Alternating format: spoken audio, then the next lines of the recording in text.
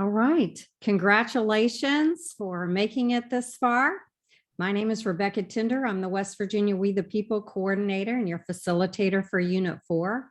Our judges have arrived. They will introduce themselves, and then you students will introduce yourself and your teacher, and then we shall begin. Hello, folks from Massachusetts. I'm Hank Chambers. I'm a law professor here at University of Richmond. Of course, saw you a couple days ago. Congratulations for making it to top 12. Should be very proud of yourselves. You did a great job. Been at this for a while, long while, a couple decades. So it's good to see you. We'll have a good conversation this afternoon.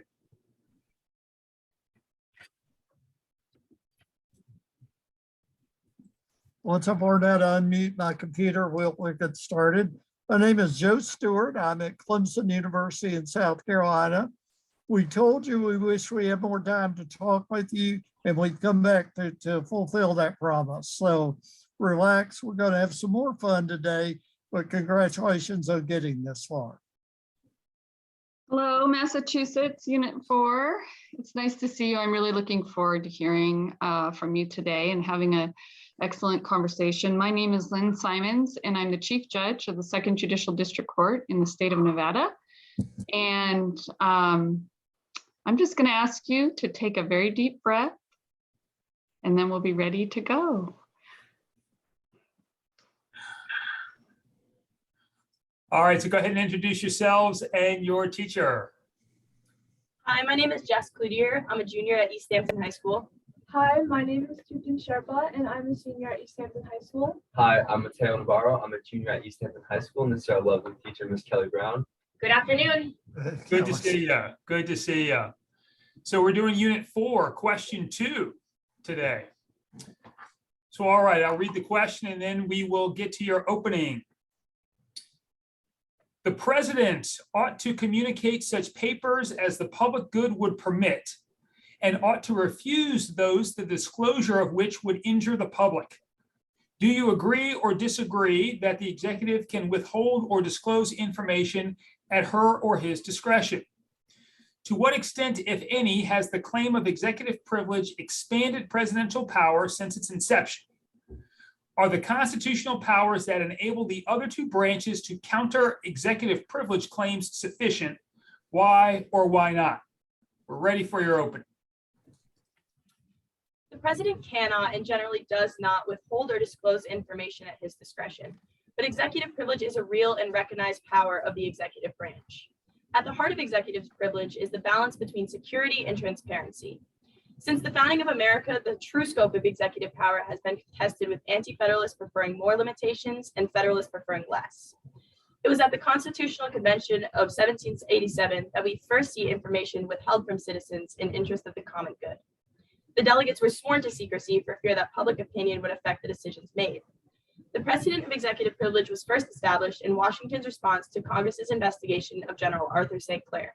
Despite a long history of negotiating between the executive branch and Congress, the term executive privilege was only legally recognized by the Supreme Court in the United States v. Nixon, derived from his constitutional powers to faithfully execute the law. We believe that through the elitist theory, all branches of the government have the power to make decisions for the common good. However, if information could potentially limit a citizen's personal liberties, they should be informed. There are five categories of executive privilege with varying degrees of protection. Presidential communications is the most protected. The DC Circuit sets a high bar for Congress. The information must be, quote, demonstrably critical to the fulfillment of the committee's function, a bar passed in the current investigation, Trump v. Thompson. The other categories are deliberative process, attorney-client privilege, law enforcement, and national security. The process also varies depending on whether the subpoena pertains to people or documents, because the executive cannot always predict what questions will be asked. This protects the executive's Fifth Amendment rights and personal liberties. Throughout the 20th century, the president's powers and the size of the executive have increased significantly. The expanded use of executive privilege is less a cause of that expansion and more a result of the trend. Presidential war and intelligence powers have greatly expanded since World War II, leaving more need to protect communications in the name of national security. Additionally, as laws have become more complex, the executive branch has grown to 4 million employees, and Congress has deferred more of its powers to the executive, leading to more claims related to the deliberative process. The most concerning expansion of executive privilege is the trend to assert it in relation to personal and political scandals, as seen by Presidents Nixon, Clinton, Obama, and Trump. The legislative branch has a check on executive privilege through the accommodation process, but it's inefficient, as seen in the Fast and Furious oversight investigation. While these checks tend to resolve eventually, they are drawn out and do not often meet the immediate wants of political figures, often using the investigation process for political victories. Because the subpoena power obligates the accommodation process, the negotiations between the branches is the most effective check. Additionally, Article 1, Section 2 gives the House of Representatives the power to impeach the president and the Senate the ability to try that impeachment, a clear last resort check on the executive. As stated by Justice Marshall in the case Marbury v. Madison, it is the province and duty of the judicial department to say what the law is. With this power, the Supreme Court has the ultimate say in the scope of executive privilege, but has no enforcement power on the matter. In U.S. v. Nixon, they proved this power by legally establishing executive privilege, but also saying that it is not absolute. For instance, privilege cannot be invoked to shield someone from criminal investigation. In Trump v. Thompson, the DC Circuit held with clarity and certainty that the magnitude of Congress's interest, quote, far outweighs the former president's privilege claim, end quote, in reference to documents being subpoenaed from the National Archives. The Supreme Court declined to hear the appeal, and their holding will stand. They failed to directly address the issue of whether a former president can assert privilege over the sitting president by holding that Congress's argument would have prevailed whether he was a sitting or former president. This type of efficient, clear, and forceful holding is rare, but is a huge blow to many executive privilege claims of President Trump. Thank you. We are ready for your questions. Thank you so much. So you noted the balance of security and transparency is the key to executive privilege, but the categories of executive privilege don't seem to track that. How do you explain that? An example could be in the Cuban Missile Crisis, JFK, or former President John F. Kennedy, he withheld the information of the potential Cuban missile crisis, the nuclear war that could have happened, from the American people and from Congress. We don't agree that this was a really effective use of executive privilege, but when he did this, it prevented potential chaos. Another example of this could be in the war with Ukraine right now. President Biden has to have open communication with his advisors, which we say is protected under deliberative due process. If his advisors are fearing the things that they suggest being released to the public, then we can't have open communication, and therefore not all the solutions to the war could be put out into the open. Yeah, a healthy balance between security and transparency is definitely needed. And it is hard to balance this because with transparency promoting public likeness from the public of America, as you see in former President Ronald Reagan, not allowing his executives to claim executive privilege, as well as, like my colleague mentioned, former President John F. Kennedy, then apologizing for the whole Cuban Missile Crisis. But falling under to these 5 categories, it's just a matter of balancing security and transparency through their most important and protected presidential communications. Yeah, to sum up, we argue that using executive privilege in those 5 categories is beneficial to American society. That's how we protect Americans, by withholding this information. Okay, so information that's not related to security matters should not be subject to executive privilege at all? I think that executive privilege is needed to protect the president and his advisors with that open communication that I was discussing. And that little piece protects the American people because we have to be able to trust our executives to do things that will benefit us. Okay, thank you. You suggested that the way we could, any check on executive privilege is inefficient. Is that a problem? Or why are we worried about efficiency in checking executive privilege? Yeah, so originally, not until after US v. Nixon and US v. AT&T, it was more of like a street fight between Congress and the executive branch because executive privilege could be claimed, but the court wouldn't interfere. And US v. AT&T creates this precedent that a good faith effort between the 2 branches is needed before the courts will interfere between them, almost relating to like a boxing match. Now there's a referee rather than a street fight. Literally about 15 minutes ago, I don't know if you guys know this yet, Donald Trump is being held in contempt by a separate investigation by the Attorney General looking into his business, but he was just announced that he's being held in contempt, and that will end up going to a court so that they can decide what the fine is. But as of right now, he will pay $10,000 for every day that he doesn't comply with the subpoena.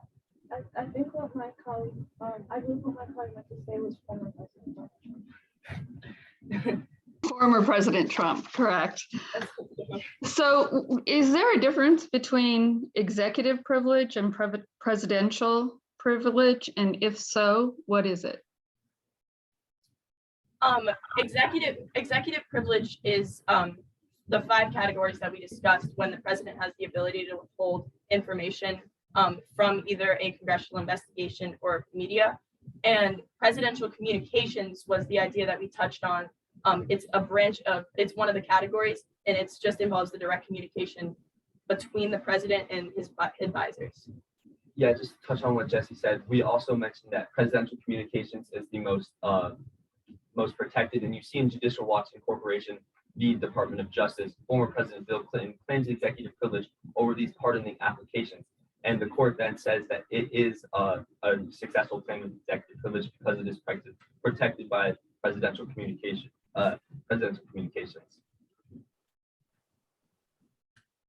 So when is it in the public's interest to refuse to disclose information to Congress, which is a little different than refusing to disclose information to the public?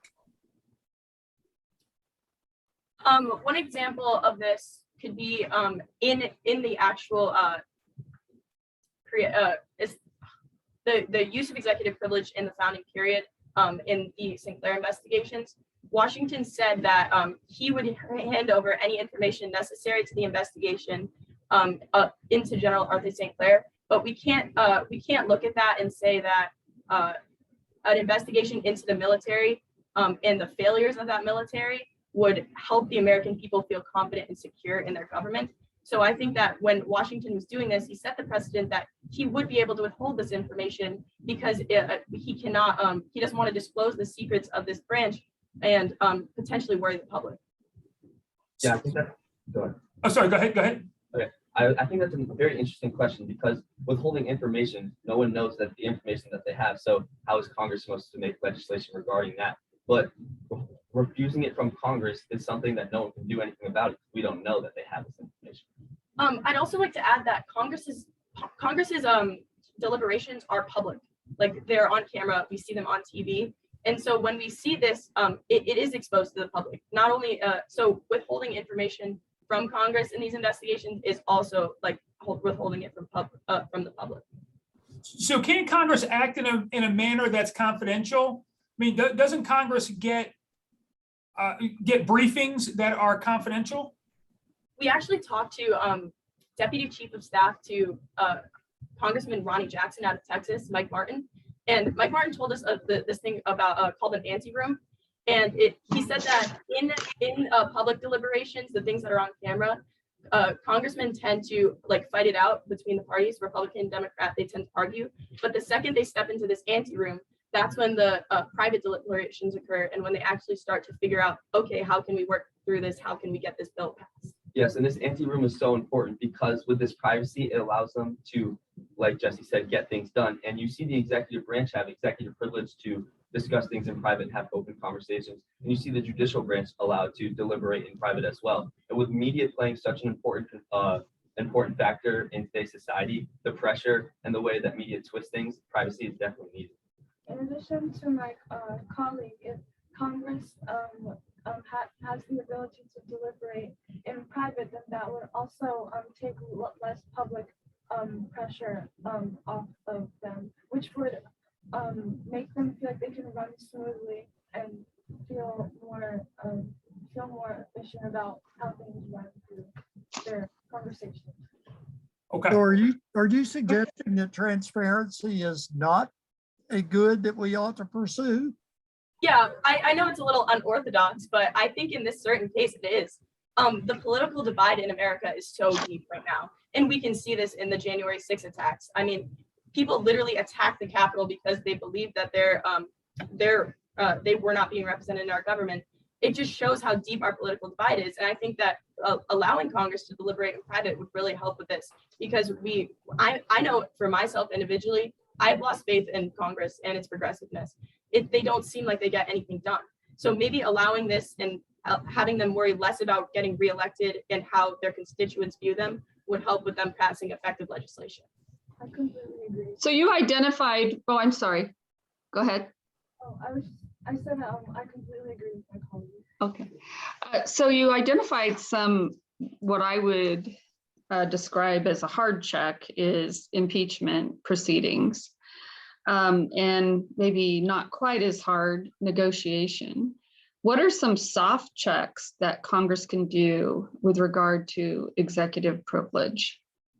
So a recent investigation into big tech was in this investigation, there was never a subpoena that was filed, but the threat of a subpoena was used to get these companies like Snapchat, Instagram, Facebook to change their regulations on their pages and ultimately meet the goals of the investigation, which was to figure out a way to make these safer for children.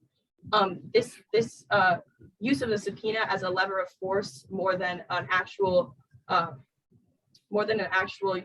use of like violent contempt. This is a way that there's a soft check on the executive or other big corporations. So Yeah. what if the president has an agenda that requires funding? Is restriction of funding would you consider that a soft check? In other words, if Congress wants some information and the president does not want to give it, can't they put some pressure on them by restricting purse strings in other areas? I mean, We'll never know. Well, the world will never know. All right, so comments from my fellow judges. Yeah, I very much again enjoyed our conversation, and I come away more convinced that you hit on some important political knowledge here. The idea that perhaps we get things done in secret runs against a lot of the reforms that we have undertaken in Congress. But in fact, that's where the action really is. And I wish we had more time. I could regale you with stories about things I've seen along those lines. Mm-hmm. But that just proves I'm older than you are. But I very much enjoyed the conversation. I've once again thought you did a good job. And where I was pushing you on the question of efficiency is, you look at the way our governmental system is set up. Efficiency isn't one of the big goals that we have set up. In fact, our founders set it up to be a somewhat inefficient form of government, and they accomplished their purpose. But the great thing about it, as far as I'm concerned, is that you have demonstrated your knowledge of and appreciation of the system as it works. And I think you did a very good job. Congratulations. So I really enjoyed your presentation, and I think you had you didn't have a rose-colored glasses approach. You were real about where there's issues and real about what you have to grapple with. And kind of as you navigated through, you showed different perspectives, and you cited some information that we haven't heard today. And I think also even just sort of explaining how big the executive branch is, how many people are involved. I mean, just in making that statement, you proved a point, but I enjoyed it. Thank you. Good conversation on a tough question. Obviously, the difficulty is drawing lines and where you draw those lines, and that's a really, really hard thing. We could have gone on for a long time. We could have gotten into, of course, Congressman Jackson, who used to be President Trump's doctor, and what kind of information he was willing to put forth, truthful and non-truthful, about the president's health. Lots of real interesting stuff that we certainly could have gotten into, but a lot of good conversation, and you all should be very proud of yourselves with a very good showing and a nice work representing Massachusetts. So good to see you all have a good rest of the afternoon and a good rest of the competition, and y'all take care. Thank you so much. Thank you.